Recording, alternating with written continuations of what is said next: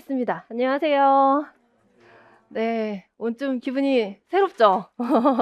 네, 이제 진짜 네, 마지막 커리큘럼 우리 진짜 실전 앞에 붙어 있어요. 실전 모의고사예요. 네, 어떠셨어요? 이제 뭐 원래는 7, 8월에 할 때는 책도 좀 뒤에서 보고 하셔도 된다고 했는데 이제 그렇게 안 하고 했는데 좀 느낌이 다르게 접근 들어왔을까요? 그래요. 네, 좋아요. 자, 우선은요, 선생님들 제가 회독 스케줄을 카페로 좀 올려드렸었죠. 2주 전에. 그거를 그대로 하시는 분 계세요? 또 우리 안 계신 건지, 오늘 진짜 손을 안 드시는 건지, 어, 그거대로 가셔도 되고, 또 그렇게 안 가셔도 돼요. 그래서 그거는 꼭 따라가야 되는 건 아닌데, 근데 이제 지금 너무 속도를 늦게 읽는 분들이 계시거든요. 정말 1, 2월 때처럼. 그렇게 되면 안 돼요. 그래서 일단은 정말 아무리 늦어도 한 달이 넘어가면 안 돼요. 그러니까 한 바퀴 도는데, 책 3권 돌리는데. 근데 그 한 달이라는 게, 한 달은 지금 너무 길지라는 생각이 들지만 사실 그 한 달 안에 보는 게 진짜 쉽지 않단 말이에요. 그것도. 그쵸. 우리 문제풀이 때 2배로 해야 돼요. 그래서 정말, 정말 나는 일도 해야 되고 아니면은 속도가 너무 느려서 더 빨리 보는 거는 아예 의미가 없이 내 머릿속에 그냥 스쳐 지나가고 남는 게 없다. 이런 분들은 최대 한 달로 일단은 1회독을 잡으시는데 어쩔 수 없어요. 막 암기하면서 하나하나 그렇게 지금 넘어갈 수는 없어요. 한 번 보고 또 오고 이렇게 해야 돼요. 지금 선생님들이 진짜 안 보고 나 인출할 만큼 하려고 해도 또 시험 되면 진짜 잊어버린단 말이에요. 그래서 지금 회독을 빨리 돌려야 되는 이유가 2가지겠죠. 하나는 여러 번 봐야지 인출이 남으니까. 그쵸? 그리고 또 회독 주기가 빨라져야지 잊어먹기 전에 또 보는 거잖아요. 근데 이제 회독 주기라는 게 선생님들이 진짜 며칠 지나면 까먹고 계속 이렇게 되는데 그 요즘에도 계속 나오시는지 모르겠는데 그 왜 공부의 신 이래서 맨날 강성태 씨 한동안 계속 이렇게 나오셨는데 그분도 이제 그분은 막 이놈 저놈 약간 이런 표현을 쓰면서 이제 한 말인데 뭐 이런 사람 저런 사람 있지만 어제 본 놈은 내가 이길 수 없다 막 이렇게 표현을 했단 말이에요 그분이. 그러니까 직전에 보는 게 그렇게 중요하잖아요. 그런데 지금 느린 속도로 가고 그게 끝까지 안 되시면 마지막 하루 이틀 전에 한번 돌아갈 수가 없는 거예요. 압축된 서브노트를 보더라도 한번 돌아가야 되는데 그게 안 돼요. 그래서 일단은 빨리 보는 연습이 필요하기도 하고요. 쉬는 시간에도 선생님들이 시험 볼 때도 빨리빨리 보셔야 되기 때문에 그래서 조금 속도를 내주셔야 되고 그래서 최대 4주 그럼 4주 스케줄로 하실 때는 카페에 올려드린 것처럼 7, 8월 강의 스케줄 있잖아요. 그게 8주짜리였기 때문에 그걸 2주씩 합해가지고 그렇게 하면서 뭐 문제도 같이 보고 싶으면 7, 8월 거 얼른 문제 한 번씩 보면서 이렇게 하셔도 좋고요. 그 다음에 그거는 너무 길고 2주는 너무 짧다 이러시는 분들 지금부터 이제 2주 동안 하면은 제 그 스케줄을 따라갈 수는 있는데 그거 안 따라가고 2주도 버겁다 4주는 너무 길다 하시는 분들은 3주를 보시는데 3주로 할 때는 어떻게 계획을 세우시냐면 일주일에 1권 2주 차에 2권, 3주 차에 3권. 그러니까 한 주에 한 권씩을 책을 보셔야 되는 거예요. 보충 프린트 포함해서. 그래서 그 정도까지는 해주셨으면 좋겠어요. 지금 4주는 조금 그렇고 3주는 그래도 선생님들이 3주를 해주셨으면 좋겠고 2주가 너무 버거우시면 그렇게 안 따라가도 괜찮으니까 그렇게 안 하셔도 돼요. 그러면 이제 내가 빨리 무조건 보는 걸 따라가야 되느냐 아니면 천천히 보는 사람도 있다는데 나도 천천히 보는 게 나랑 맞지 않을까? 이렇게 생각하시는 분도 있을 수 있어요. 근데 진짜로 우리 전에 제가 카페에 그때 그렇게 구체적으로 썼는지 모르겠지만 우리 컷에서 물론 TU가 많을 때고 막 높은 지역은 아니지만 컷에서 29점 높게 합격하신 선생님이 있는데 그 선생님은 5회독을 하지 못했어요. 네, 5회독도 처음부터 끝까지 그렇게 하지 못한 상태로 대신에 한번 볼 때 제대로 보셨고 그런 분들이 간혹 있어요. 1년에 몇 분 안 계시지만 간혹 있는데 이분들은 공통점이 뭐냐면 그렇게 했을 때 내가 이걸 2달 동안 보던 한 달 동안 보던 한 달이 지났어요. 아니면 2달 동안 봐서 2달 지났어요. 그러면 2달 전에 본 게 기억에 남아있는 분들이에요. 그럼 그게 잘 맞는 거예요. 그러니까 선생님들이 나는 빨리 보는 게 안 맞는다. 그렇다고 그래서 늦게 보는 게 잘 맞는다는 보장이 없고 그걸 확인하는 방법은 선생님들이 빨리 보는 게 안 맞는 분들은 지금 천천히 봐오셨잖아요. 그러면 한 달 전에 보셨던 과목 있죠. 그거를 지금 그게 내가 인출이 되느냐 했을 때 또 새롭다. 그러면은 빨리 봐야 돼요.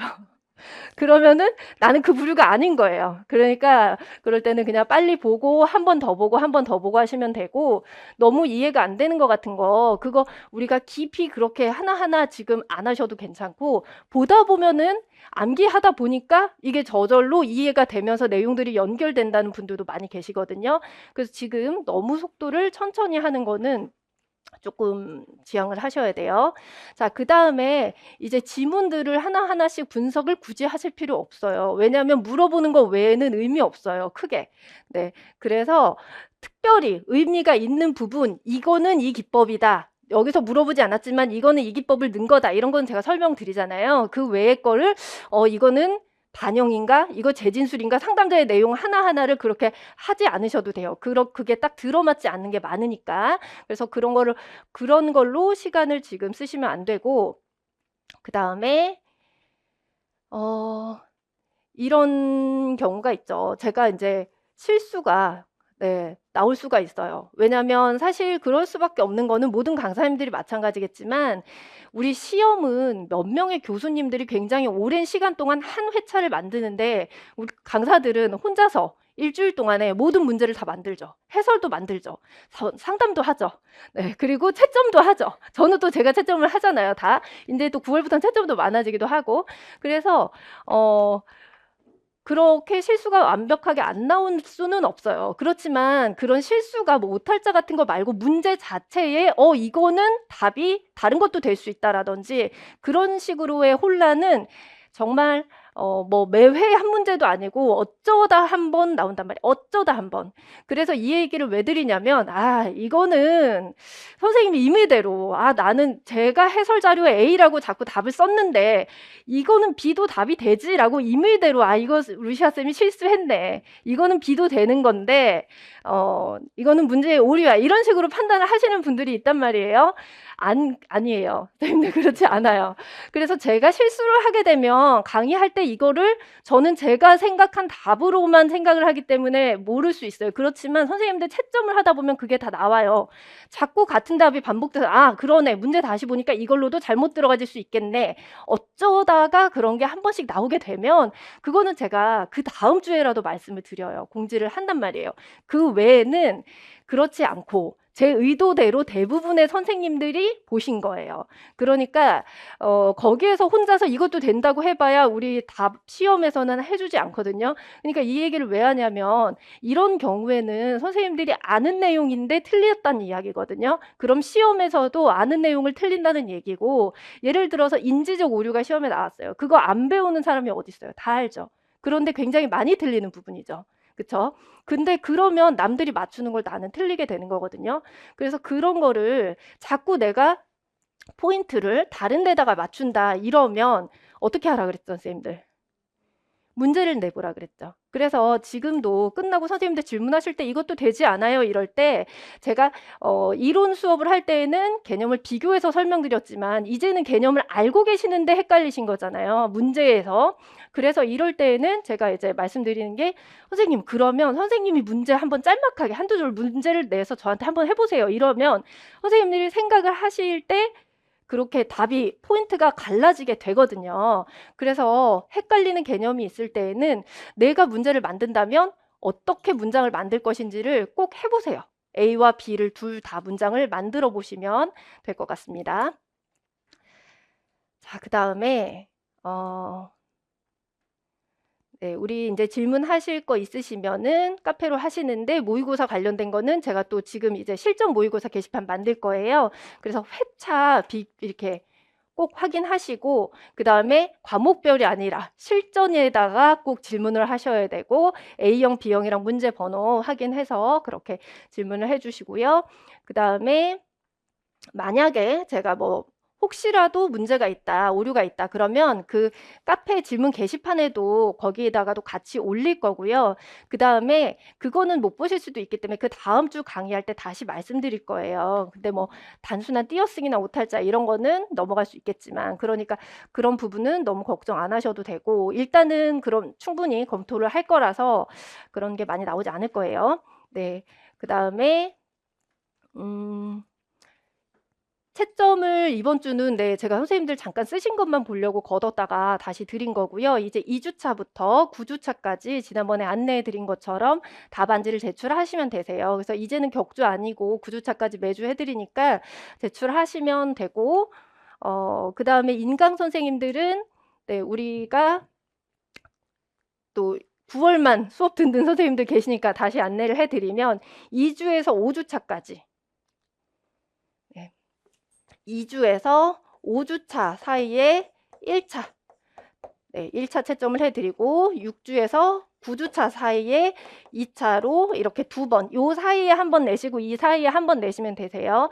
그래서 우리가 토요일에 점심때쯤에 아마 그 문제랑 자료들이 업로드 될 거예요. 직강이나 인강이나 다. 근데 첨삭 게시판에 올라가요. 강의가 올라갔을 때 일요일에는 강의 들으시는 그 거기에 자료가 올라가지만 강의가 없을 때는 거기 미리 올릴 수가 없어서 첨삭 게시판에 올라가거든요. 그래서 토요일에서 월요일 사이에 월요일 밤까지 해가지고 답안지를 올려주시면 되세요. 그래서 스캔해가지고 인강 선생님들은 올려주시면 되고, 그 다음에 빨리 올린다고 해서 제가 빨리 이렇게 업로드를 해드리지 않고 한 번에 해가지고 그것도 한 번에 다 같이 올려드리거든요. 그래서 요 사이에만 올리면 되니까 그렇게 하시면 되고, 그 다음에 제가 이제 7, 8월에는 화요일 늦으면 수요일 정도까지는 그 채점한 거를 올려드렸어요. 근데 그때보다 네, 이제는 양이 2배로 채점 양이 늘었기 때문에 그래서 이제는 그냥 넉넉하게 금요일까지 일단 그렇게 금요일 안에 올라간다고 생각하시면 되고, 그래서 금요일에 첨삭 게시판에 선생님들 답안지 스캔된 걸로 채점해서 점수 올라가고요. 그 다음에 점수 분포, 우리 예전에 2회 모의고사 했을 때 그때처럼 점수 분포 올려드릴 거예요.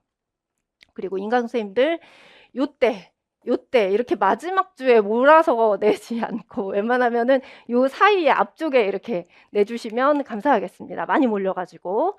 네. 자, 그 다음에 네, 이제 날짜가 두 자리에서도 자꾸 좁혀오고 있어요. 그래서 우리 지금 조금 불안하실 수 있는데 어차피 지금 선생님들이 머리가 복잡하면 안 돼요. 네, 머리 복잡하면은 왜냐면 어차피 고민해서 나올 수 있는 답이 없거든요. 우리가 TO를 뭐 고민한다고 해서 늘릴 수 있는 상황도 아니고, 그 다음에 지금 뭐 가TO밖에 안 나왔고, 이렇게 지금 TO가 적은 상황에서는 진 TO가 이제 많이 늘어나기를 굉장히 기도를 하고 있지만, 진 TO가 몇몇 지역에서만 늘어난다 그래도 선생님들의 예상에서 이제 또 막 갑자기 다시 어차피 생각을 해야 되거든요. 내 옆 지역에 갑자기 확 늘어나거나 내 지역에 확 늘어날 수도 있고 이렇게 돼서, 그래서 지금 그거 생각해봐야 크게 의미가 없어요. 그러니까 지금 크게 생각하시지 마시고, 어차피 지금 이럴 때는 변별도 잘 되지 않아요. 점수가 변별이. 그러니까 네, 지역 고민 지금 하지 마시고 그냥 우리는 공부해야 돼요. 네, 지금 할 수 있는 거 후회 안 남기는 거. 네, 그냥 내가 다음 주에 봤을 때 지난주에 했던 거 후회 안 할 수 있게 그런 식으로 쭉 가시면 될 것 같고요. 그 다음에 모의고사가 너무 난이도가 진짜 고민이 많이 돼요. 우리 선생님들이 어려워요 하시는 분들도 계시고, 네, 또 더 어렵게 내줬으면 좋겠다고. 요즘에 기출 문제들이 최신 기출들이 좀 어렵게 나오기 때문에 더 어렵게 내달라고 하시는 분들도 있고, 그래서 나름 쉬운 문제, 중간 어려운 거 이렇게 섞어서 내고 있거든요. 그래서 썩 마음에 들지 않더라도 어떻게 다 이렇게 할 수가 없어서 골고루 이렇게 내는 상황이니까 좀 그거를 좀 이해를 해주시면 좋겠고요. 그 다음에 이제 지금 선생님들 이제 실전이니까 번호 밀리거나 삐져나가거나 그런 거 없이 하는 연습 꼭 해주시고, 네. 그리고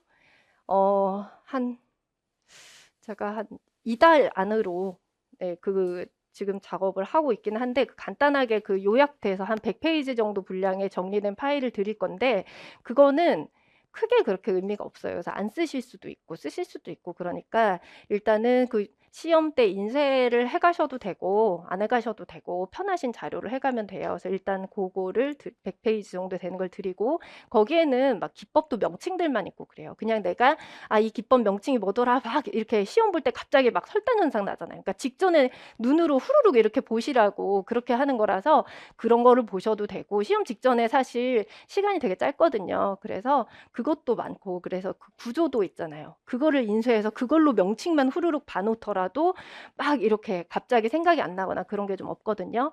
그런 거 조금 눈으로 미리미리 이렇게 내 눈에 그 위치가 익숙하게 한 번씩 이렇게 이동하시거나 할 때 봐두시는 것도 좋아요. 네.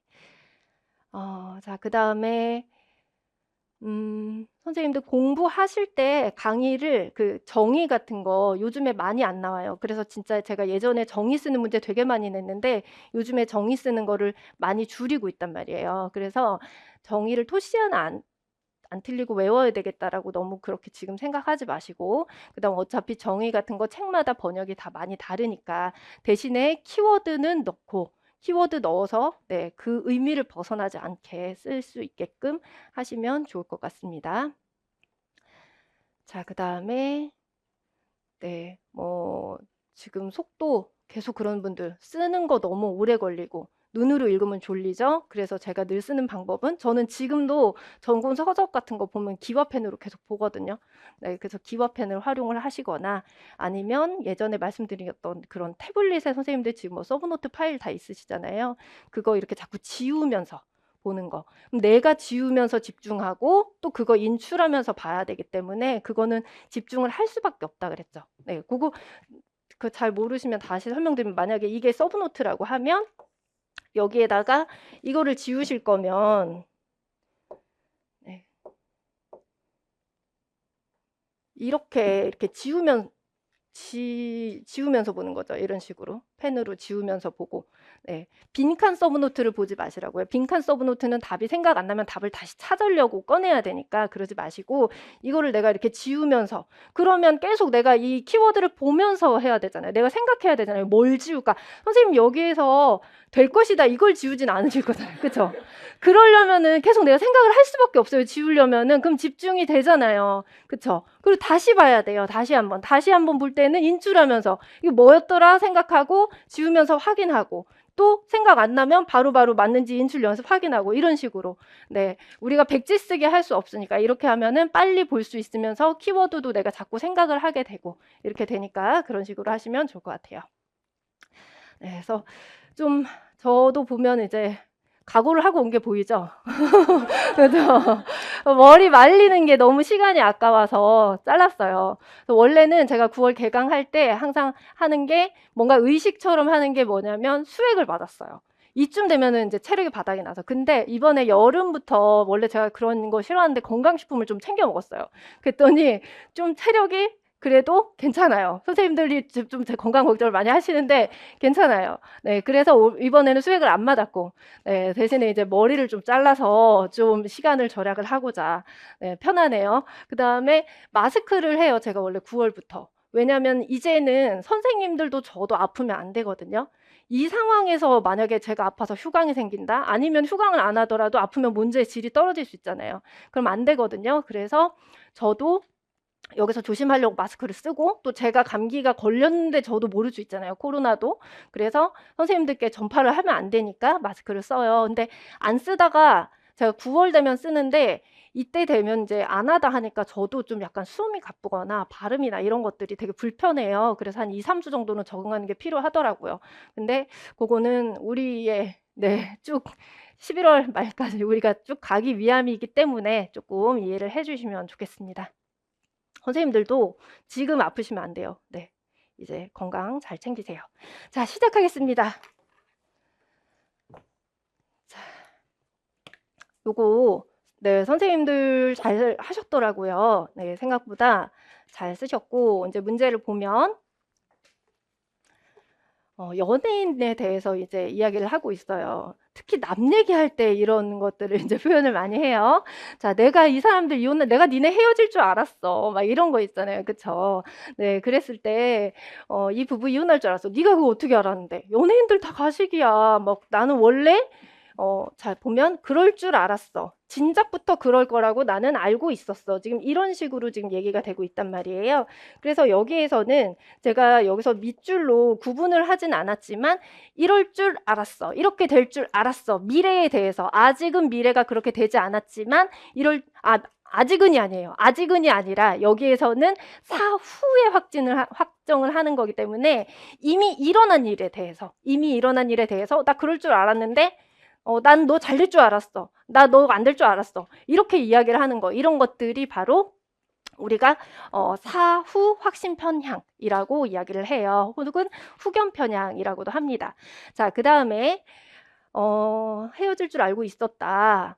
사이 좋은 척 하지만 결국 헤어졌잖아 라고 하면서 본인은 이럴 거를 알고 있었는데 웃고 있지만 밖에서는 나쁜 행동하고 뭐 음주운전도 하고 마약도 하고 다 그래. 그러니까 다 그런 건 아니지. 그러니까 여기서는 이름을 뭐 이렇게 조심스러워서 제가 모르는 연예인 이름이라도 혹시 아무 이름이나 넣었다가 네, 조심스러워 가지고 차마 못 넣고 여기서는 제가 원래 다 이름 하는데 A, B, C 뭐 이렇게 했습니다. 네, 그래서 이 연예인들 이렇게 하면서 뭐 이 부부도 헤어졌잖아 그랬어요. 너는 그런 사람만 생각하냐? 좋은 사람들, 선행을 베푸는 사람도 얼마나 많은데 그런 사람들은 생각도 안 하니? 막 이러면서 내 말이 맞아 이러죠. 그러니까 여기서 지금 중요한 거는 내 말이 맞잖아. 그러니까 내 말에 맞는 이 사람, 저 사람, 저 사람만 골라서 이야기하는 거. 이게 뭐예요? 확증 편향인 거예요. 그리고 이미 일어났는데 이 사람들 이혼했대. 이 사람들 헤어졌대. 이게 아니라 이미 이혼한 걸 가지고 이혼할 것 같아. 이것도 아니고 이혼했는데 나 그럴 줄 미리 알고 있었다니까. 자기가 알고 있었던 것처럼 하는 게 후견 편향이에요. 네, 그래서 이게 조금 되게 헷갈려 보이지만은 조금 포인트가 달라요. 제가 여기서는 지금 섞여서 나왔고, 자, 예를 들어서 선생님들 좀 저희 가족 이야기들 하는 거 좋아하시는데 좀 한동안 뜸했죠. 우리 딸 오랜만에 등장을 하면 제가 1학기 때 중간고사 때가 시험을 망치고 2학기 때 좀 정신을 차려서 막 새벽까지 열심히 한다고 했는데 그때뿐이었어요. 안 해요. 또 돌아갔어요. 자, 그러면 이제 여기서 이제 후견 편향 같은 경우에는 얘 이제 시험 못 볼 것 같아요. 이런 식으로 나타나는 게 아니죠. 정확하게 예를 들려면 얘 이제 시험 못 볼 것 같아. 이 미래를 예측하는 게 아니라 이미 이제 시험 결과가 나왔을 때 얘가 성적표 갖고 왔어요.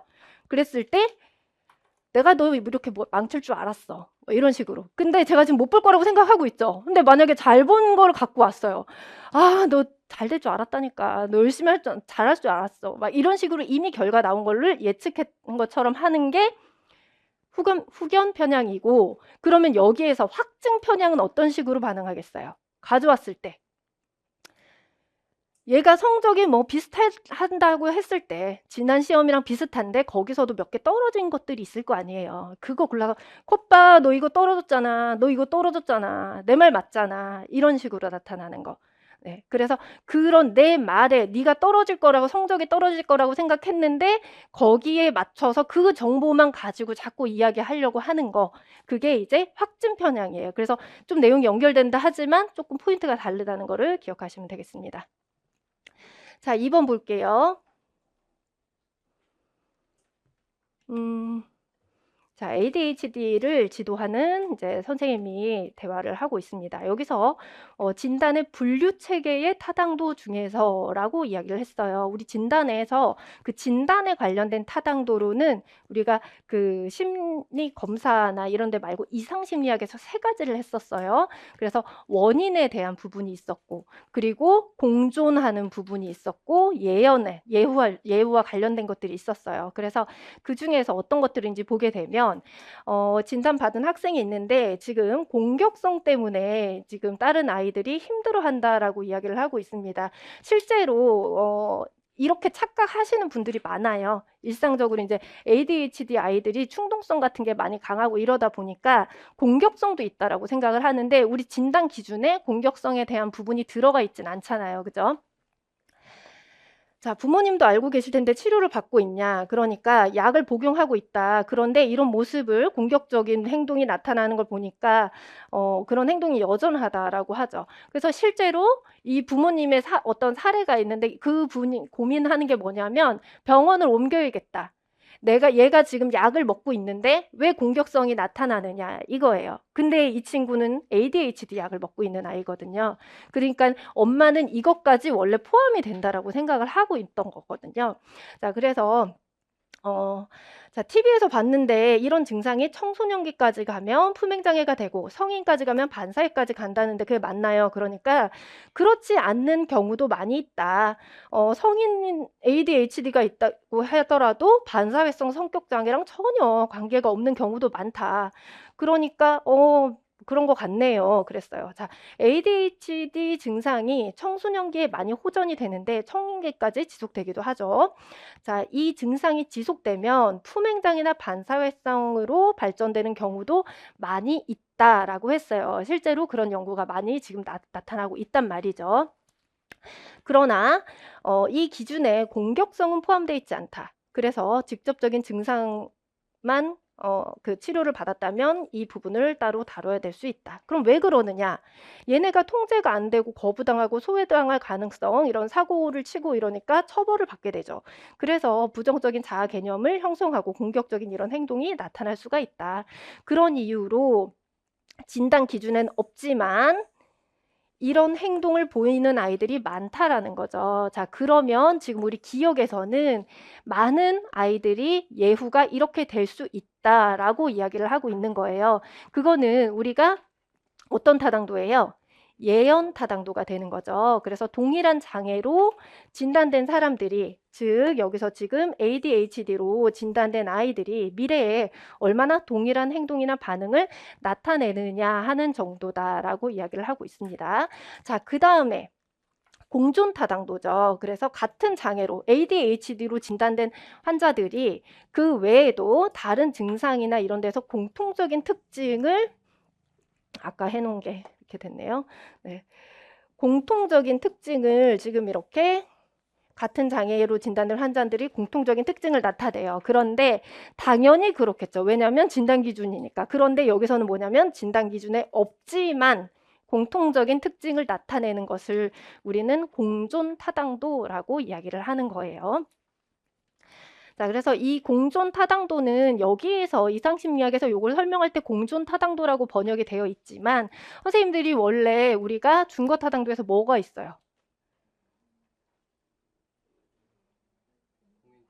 공인 타당도와 예언 타당도죠. 그 공인 타당도랑 영어로는 똑같아요. 그래서 이거는 그러니까 공인 타당도가 이게 같이 공존하고 동시에 발생하는 거니까 우리가 공인 타당도는 그거를 동시에 측정을 하고 예언 타당도는 미래로 측정을 하잖아요. 그러니까 그거를 여기서는 이렇게 대입을 시킨 거거든요. 진단과 관련해서는.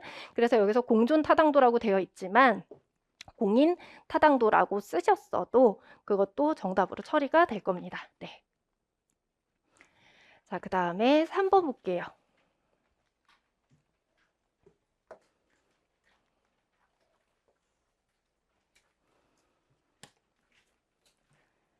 자, 직업 성격. 직업 적응 이론에서 제시한 직업 성격 중에 A와 B에 해당하는 직업 양식의 명칭을 쓰라 그랬어요. 선생님들이 직업 성격이라고 해야지 이거 하실지 직업 양식이라고 해야지 하실지 몰라서 둘 다 표현을 해놨는데 네, 우리 작업 양식을 이야기하는 거거든요.